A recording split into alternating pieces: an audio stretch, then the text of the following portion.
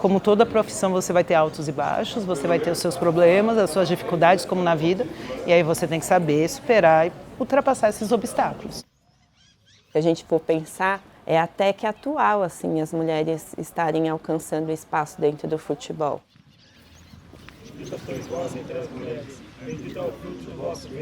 Eu sempre quis ser uma árbitra, apitar jogos profissionais e hoje eu estou realizando esse sonho, mas é o maior sonho que eu já tive. Bora! Vamos lá?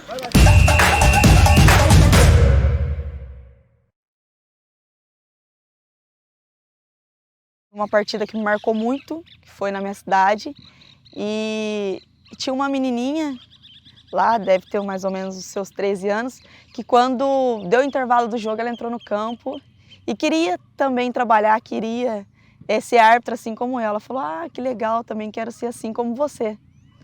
E acho que foi uma coisa que marcou muito. Nós tínhamos poucas mulheres, né? Hoje o número é bem maior. Quando eu comecei, nós tínhamos apenas a Silvia Regina, a Ana Paula e a Aline praticamente.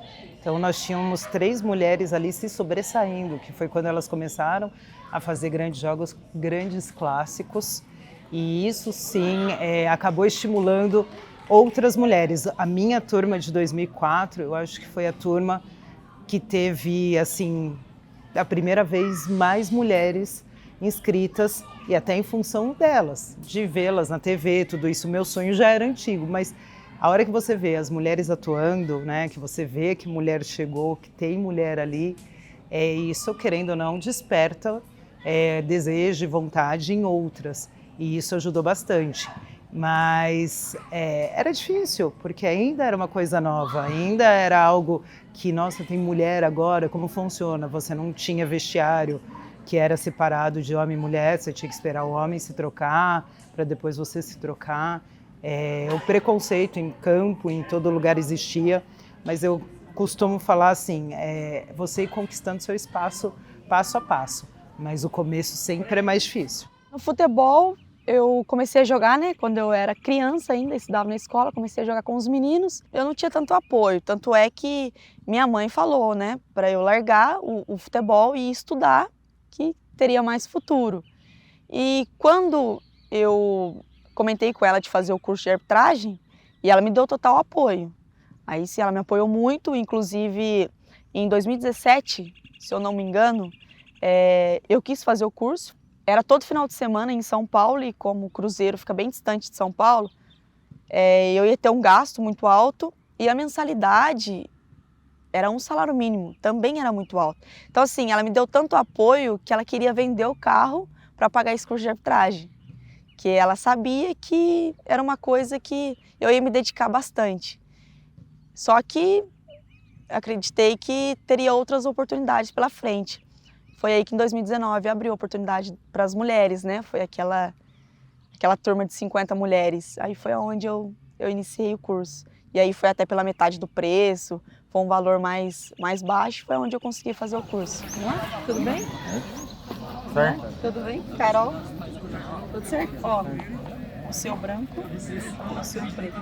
Se cair no chão, tá valendo, quem ganhar escolhe ao lado ou a bola, tá? Branco. Muita gente fala que você não está ali por competência, por qualidade, muita gente questiona, fala muitas vezes em questão de cota. Vamos, é mulher, vamos dar uma cota porque precisa, porque hoje em dia a gente fala sobre isso e tem essa necessidade. Não generalizando, jamais, porque tem muita gente que depois, principalmente, eu acho que a mulher ela é muito mais testada que o homem, quando ela vai para o futebol, né? O que é o impedimento, né? Você realmente entende de futebol, e isso em qualquer setor que a mulher vá trabalhar no futebol. A árbitra ela tem que saber o que é impedimento, isso não tem jeito. Então esse questionamento sempre vem, eu acho que é um teste diário que a mulher passa. A mulher está todo dia tendo que provar e se provar que ela merece estar ali e não outra coisa. Então, para mim, é um teste diário, essa aprovação. A história da Leia, assim, que é a nossa pioneira, ela brigou para ser árbitra na época da ditadura aqui no Brasil. A Leia é a primeira mulher no mundo reconhecida pela FIFA como árbitra. Então, ela fugia, né, para jogar bola, ela fugia para ser árbitra. Ela ficava atrás do presidente na época para conseguir falar para ela, com ele, para ela conseguir, né, ser uma mulher árbitra. Então, a história dela, assim, é uma história que estimula não só a mulher na arbitragem, mas eu acho que qualquer mulher, em qualquer setor que ela sonha e que ela queira conquistar algo. E além de ter sido uma das pioneiras, muitas questões as pessoas trazem sobre a figura dela. Mas é fato que, naquela época, ela foi buscar ali um apoio político, porque ela sabia que ali não ia ter como. E ela já tinha feito ali o curso de arbitragem, ou seja, já estava qualificada. No entanto, ela foi presa aí, ela relatou já que ela foi presa durante 15 vezes, aí com a justificativa de estar fazendo algo subversivo. Algo subversivo que para os homens não é, mas para ela, por que que era? E aí quando você tem esse cenário composto por homens chefiando a arbitragem, a elite da arbitragem brasileira toda de homens, naturalmente você tem esse ambiente que deixa a mulher muito mais exposta. E essa questão de você, vamos deixar ela aqui um pouco mais tempo para preservar, é uma coisa velada, mas é um machismo ali que está ali de maneira bem velada mesmo, e que é cultural, assim, sabe? E eu acho que quebrar esses paradigmas, quebrar essa coisa que está enraizada, eu acho que precisa ter muito trabalho e principalmente muita coragem, né? Você não tem ninguém, tá marcando ninguém, ó. Vai embora, tá valendo? Primeiramente, o Bourdieu, ele traz alguns conceitos para facilitar, né, uma operação sociológica para compreender justamente as desigualdades sociais, né? Ou seja, de que maneira que se dão as hierarquias sociais. Mas uma das questões que abre para ele pensar a dominação masculina é como que os dominados se tornam cúmplices da dominação. Né? Porque a princípio pode dar a impressão que você tem uma disputa ali que talvez seja tranquila de resolver. E ele percebe que não, que os dominados são cúmplices nesse processo de dominação. E ele procura identificar da onde que surge essa cumplicidade. E ele identifica na violência simbólica essa cumplicidade. Mas assim, para facilitar, a grosso modo, a gente pode pensar que a violência simbólica é uma violência escondida. É uma violência que não ocorre de forma direta, ela ocorre de forma oblíqua. E no sentido de ela ser uma violência escondida, porque ela está dentro das estruturas, tanto de pensamento, quanto de práticas, quanto de formações socioculturais, a gente não consegue perceber. É mais ou menos como se a gente tivesse preso dentro de uma cadeia, mas essa cadeia não tivesse grades, nem paredes. Então, a impressão que dá é que a gente não está passando pelo processo de violência, é que aquilo lá já está enraizado, já está naturalizado, então o tipo de ação que ele denomina como violência, que ele identifica como violência, normalmente nós não percebemos como violência. E no estádio do Pacaembu, ocorreu aí nos anos 40 uma situação que foi a de um jogo feminino entre duas equipes femininas para inauguração da iluminação do estádio, e um jornalista estava ali, um homem, não se sentiu contente com a situação, e então ele resolve escrever no jornal com opiniões bem esdrúxulas, opiniões que não eram verdadeiras, mas eram opiniões também que, na época, as pessoas pensavam e se pautavam muito, que era na questão genética, né? Um dos apontamentos que ele fez é que se uma mulher levasse uma bolada no ventre, ela poderia até perder aí a condição de ter filhos. Então, o governo da época achou plausível, achou coerente o que ele estava falando e apoiou ele, ao ponto que sai a proibição por lei aí do futebol feminino, e não só do futebol feminino, mas de todas as outras práticas, né, que deixassem a mulher aí numa forma menos feminina. O corpo das mulheres, simbolicamente, ele é visto como um corpo para o outro. Então é um corpo que precisa ter saúde para reproduzir, é um corpo visto para a maternidade, então não é para ela, é para a maternidade. Quando não é para maternidade, é para beleza, ou seja, para agradar o outro. E esse hábito, ele está profundamente enraizado nas mulheres. Elas ganham legitimidade como mulheres a partir desse tipo de comportamento.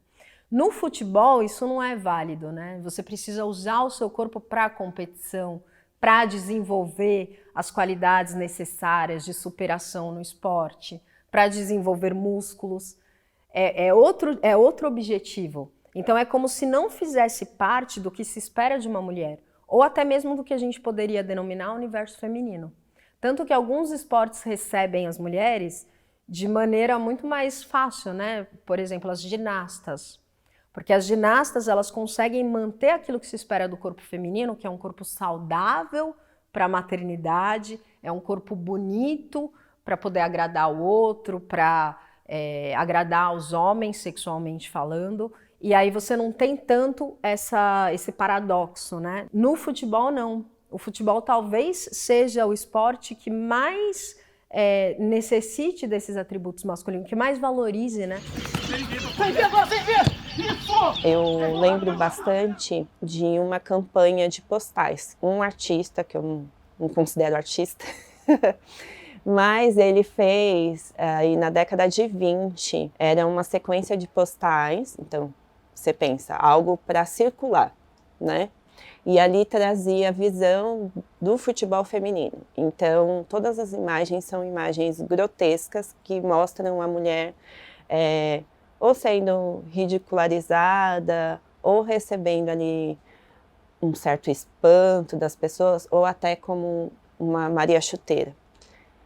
O ideal para ele era que aquilo circulasse e que as mulheres que estavam ali já animadas para jogar futebol e entendessem que aquilo não era legal para elas. Eu trago isso para o hoje, né? Então, uma mulher técnica, uma mulher na arbitragem, como é que é encarado isso?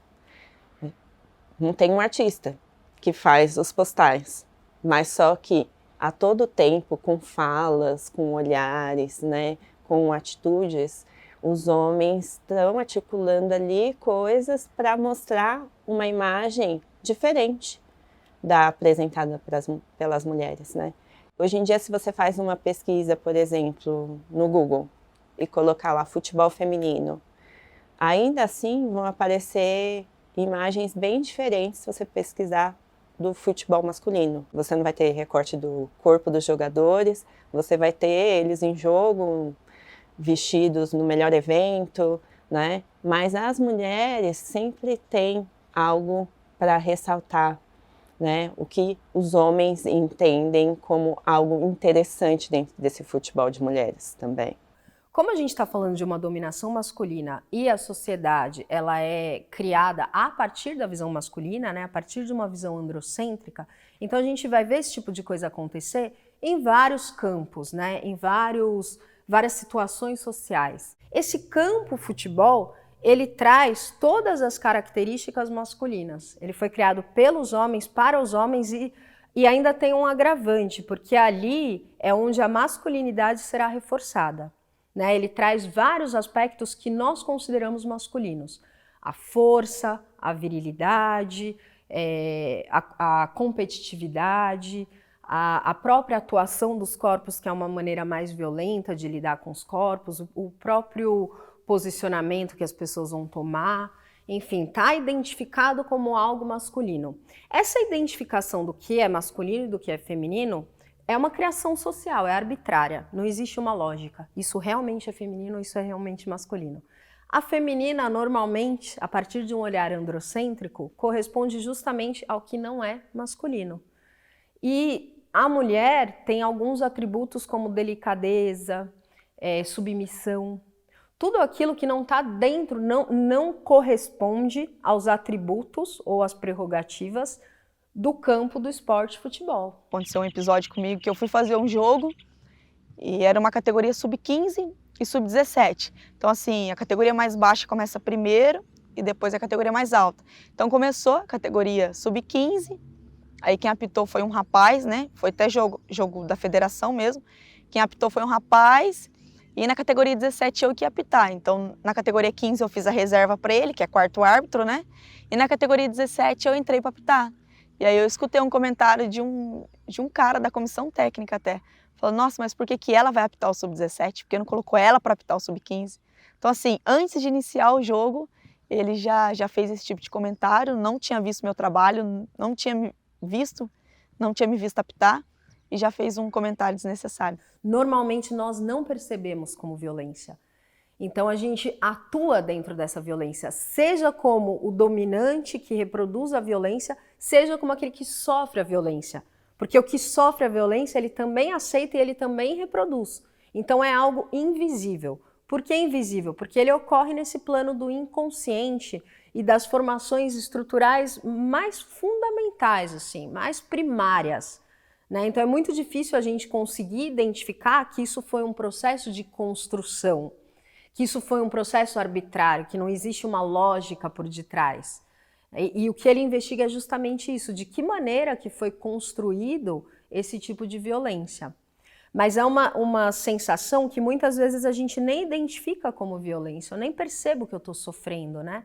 É mais ou menos também, a grosso modo, como você ir numa festa e você se sentir inadequado porque você está com roupas inadequadas, mas você não culpa ninguém, você não imagina que está passando por uma violência, você só se sente constrangido de alguma maneira.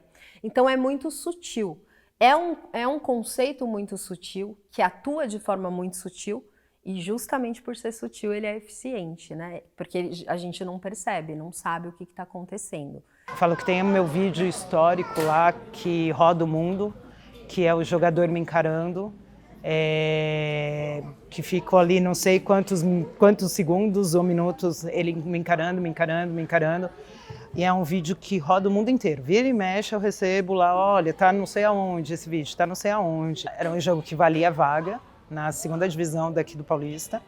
E eu marquei o impedimento dele. E a jogada cobrou o impedimento, a jogada seguinte foi para o outro lado. Ele veio para cima de mim com tudo. Ele não me ofendeu, ele não me xingou. O problema é que o jeito que ele veio foi muito agressivo e assintoso. Mas ele falava só para mim assim, o que você marcou? Impedimento meu? Eu não estava impedido. Eu falei, impedimento seu, você estava impedido. O diálogo foi esse, não foi nada mais de palavras agressivas. O problema foi o jeito que ele veio, que ele ficou rosto a rosto, e aquilo não é jeito de se comportar.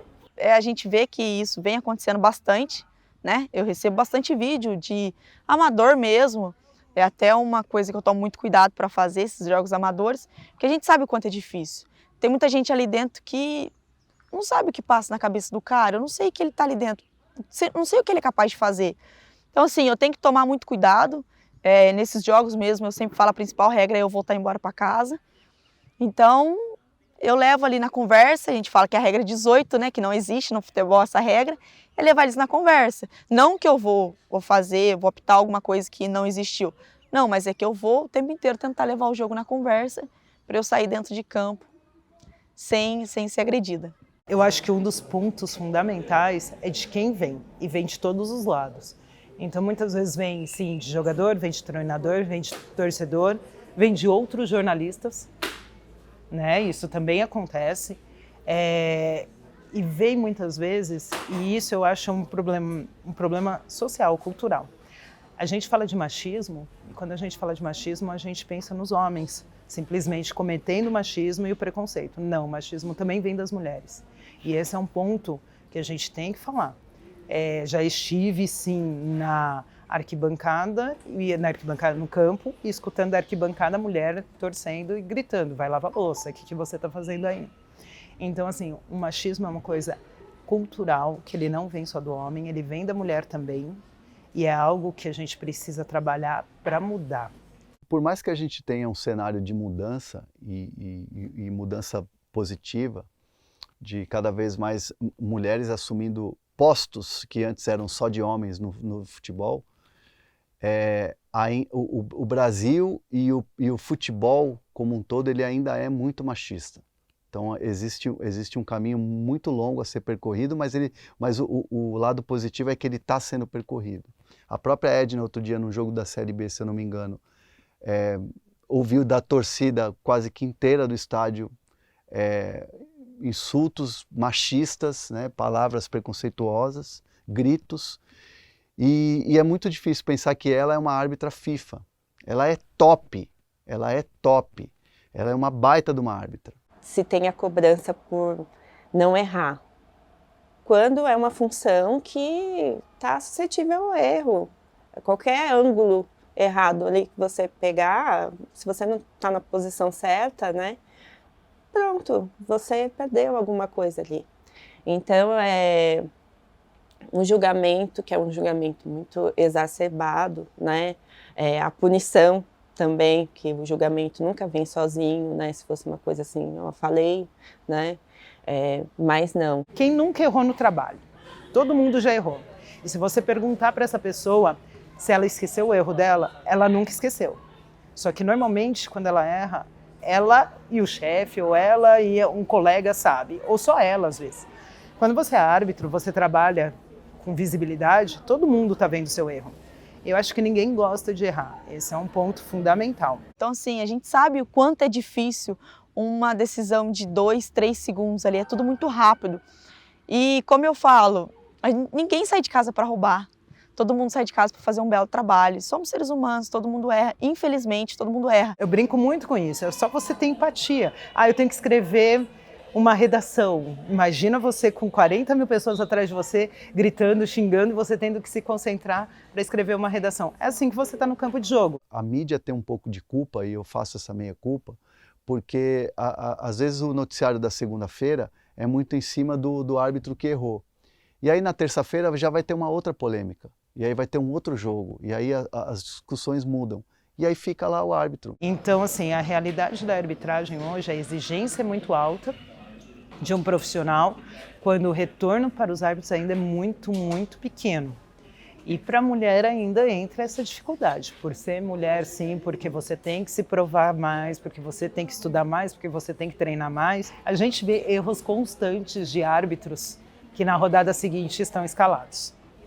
Então isso ainda é um sinal sim de quando a mulher erra, a punição é maior, a visibilidade é maior e ela fica muito mais fora do que um homem.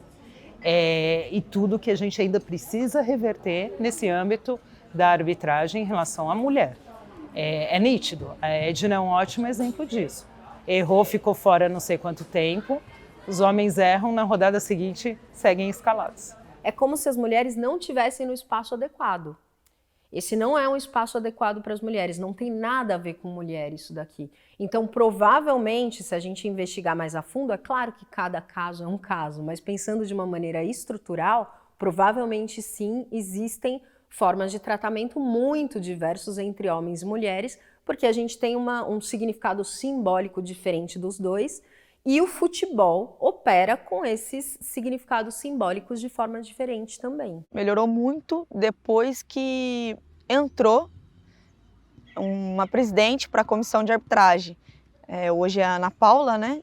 Ela foi assistente também. Então, assim, depois que ela entrou, surgiu muita oportunidade para as mulheres. Já tá. Vamos, solta o braço. Ainda sou do quadro da federação, a gente vai pulando etapa e essas etapas, o próximo passo seria eu entrar no quadro da CBF, né, quadro nacional, só com indicação. Então assim, a federação ela precisa me indicar para o quadro nacional. Então eu espero mostrar o meu trabalho, mostrando o meu trabalho, mostrando o meu desempenho, mostrando o quanto eu sou capacitada para chegar nesse quadro nacional e do quadro nacional chegar no internacional, que é o FIFA. Ter um escudo FIFA e ser uma árbitra internacional. Esse é o meu maior sonho e acredito que é o sonho de todas que estão no quadro. E se dentro do futebol houverem ações, e são ações forçadas, de forma natural isso não vai acontecer. A gente precisa forçar a valorização das mulheres dentro do esporte de uma maneira geral. Isso passa a ser modificado, porque as estruturas mentais já passam a não se identificar com as práticas. Porque nós mudamos nossas práticas. E da mesma maneira que as estruturas mentais atuam sobre as práticas também atuam sobre as estruturas mentais. Então, quando a gente toma consciência do que está acontecendo, isso já é um passo para a gente modificar as práticas e, com isso, conseguir algumas mudanças. Eu acho que é justamente a gente ver mais mulheres atuando. Imagina você ter um lugar com várias meninas que sonham com trabalhar com futebol, mas você vê só a Edna apitando a Série A do Brasileiro em um jogo a cada 5 rodadas. Isso desestimula. Você fala, eu tenho um sonho, mas eu vou ter oportunidade nesse meu sonho? Tanto que nós temos muito mais mulheres bandeirando, porque sabe que a oportunidade em bandeirar é maior de você chegar do que no apito. Só que muitas chegam lá com o sonho de ser árbitra. E aí mudam para apitar, para bandeirar, desculpa, por causa do sistema e não em função do seu sonho. Então, a gente precisa de uma mudança ainda de conceito, desse aumento de número de mulheres apitando, atuando em grandes jogos, em grandes clássicos, porque mesmo que a gente fala da Edna em grandes jogos, a gente ainda não fala da Edna nos clássicos. A gente está mostrando, está entregando, está mostrando que a gente é tão bem quanto um homem, a gente está tão bem fisicamente, tão bem capacitada para apitar um jogo também quanto um homem. Então, eu acho que daqui em diante é só oportunidade mesmo. Eu tenho esperança que a gente está passando por um novo movimento feminista, um novo momento de feminismo, das meninas se preocuparem, né, com isso de a gente ter uma pauta feminista em vários espaços. A gente está trazendo para vários espaços, para o futebol, para o esporte, para a escola, para o ensino médio, para o ensino fundamental. As meninas, elas estão questionando coisas que antes eram inquestionáveis. E é claro que isso gera mudanças, né? Então eu acredito sim que a gente consiga, de alguma maneira, modificar a situação. São coisas assim que são barreiras que, como uma sociedade, a gente precisa derrubar para a mulher poder chegar. Porque se permitir que a mulher chegue, ela vai dar conta fácil. Isso eu não tenho dúvida. Estou buscando isso, né? Então, aproveitar a idade, né? Que eu sou bem nova, a gente sabe que tem idade para chegar. Então, se Deus quiser, eu vou chegar.